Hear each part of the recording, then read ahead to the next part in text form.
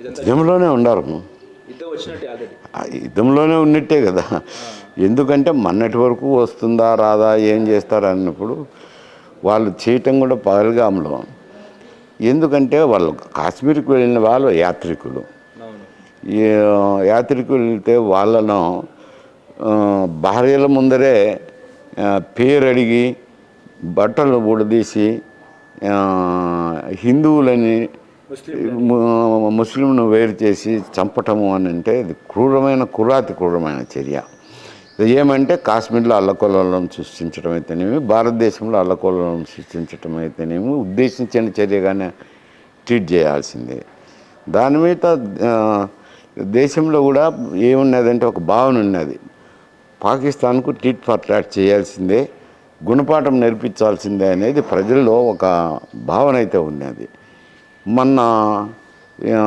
మన సైనికులు వాళ్ళ బార్డర్ ఏం క్రాస్ చేయలే. మన బార్డర్లో నుండి సర్ఫేస్ టు ఎయిర్ మిసైల్స్ మన ప్రాంతం నుంచే పేల్చేసి 9 ఉగ్రవాద శిబిరాలను ధ్వంసం చేసినారు. ధ్వంసం చేసిన తర్వాత మన ప్రభుత్వం యొక్క అలిగేషన్ ఏమంటే ఈ ఉగ్రవాదులకు సహాయ సహకారాలు అందిస్తుండేది పాకిస్తాన్ ఆర్మీనే అనేది ఆరోపణ, ప్రధానమైన ఆరోపణ. అది వాళ్ళ రక్షణ మంత్రి కూడా ఒప్పుకున్నాడు కదా. ఈ ఉగ్రవాదాన్ని పెంచి పేస్తుండేది మేమే. అయితే ఈ శని మాకెందుకు తగులుకున్నదంటే అమెరికా వల్ల వచ్చిన శనే ఇది. ఆఫ్ఘనిస్తాన్లోనూ వాళ్ళకు తాలిబాన్ల మీద దాడి చేసేదానికి అవసరమే ఈ ఉగ్రవాదులను ఎంకరేజ్ చేసినారు, దానివల్ల మేమే విక్టిమ్స్ అయిపోయినామని వాళ్ళ రక్షణ మంత్రే చెప్పినారు. ఇప్పుడు ఈ పహల్గామ్లో ఇప్పుడు చేయాల్సిన అవసరం వాళ్ళకు లేదు, వచ్చి కావాల్సికే సృష్టించిన తర్వాత భారతదేశం కూడా తగు చర్య తీసుకొని వాళ్ళ ఉగ్రవాదుల శిబిరాల మీద దాడి చేసినారు.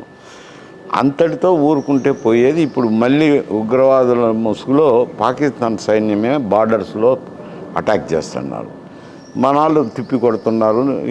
ఒక బార్డర్ చెక్ పోస్ట్ను కూడా ఇది పేల్చేసినారు కదా, పాకిస్తాన్ చెక్ పోస్ట్ను పేల్చేసినారు.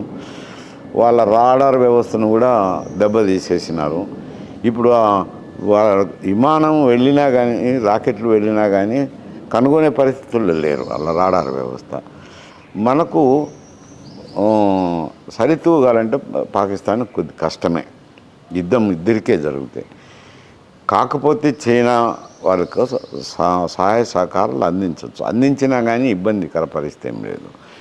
కాకపోతే చైనా ఒక సైడ్ ఫ్రంట్ ఓపెన్ చేసి నార్థన్ హిమాలయాల్లో బార్డర్లో వాళ్ళు సైనికులు మోహరించి యుద్ధం చేస్తే రెండు పక్కల యుద్ధం చేయాలంటే కొంత క్లిష్టమైన పరిస్థితి.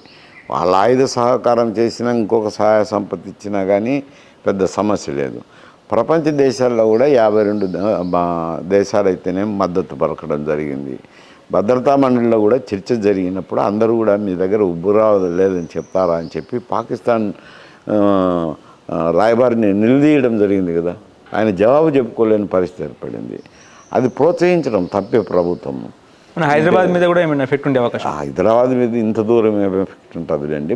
ఆ బార్డర్ స్టేట్లో కొంత ఎఫెక్ట్ ఉంటుంది అంతేగాని. అంటే వైజాగ్, హైదరాబాద్లో భారత రక్షణ దళాలు ఉన్నాయి కదా, తీర ప్రాంతాల్లో కూడా ఏం చేయలేరు వాళ్ళన్న అవికా దళం అంతది. కాకపోతే ఆ బార్డర్లో ఉంటుంది గుజరాత్, రాజస్థాను, పంజాబ్, కాశ్మీర్ అక్కడ ఉంటుంది. అక్కడ సమస్య ఉంటుంది, బార్డర్లో అటువంటి సమస్య ఉంటుంది.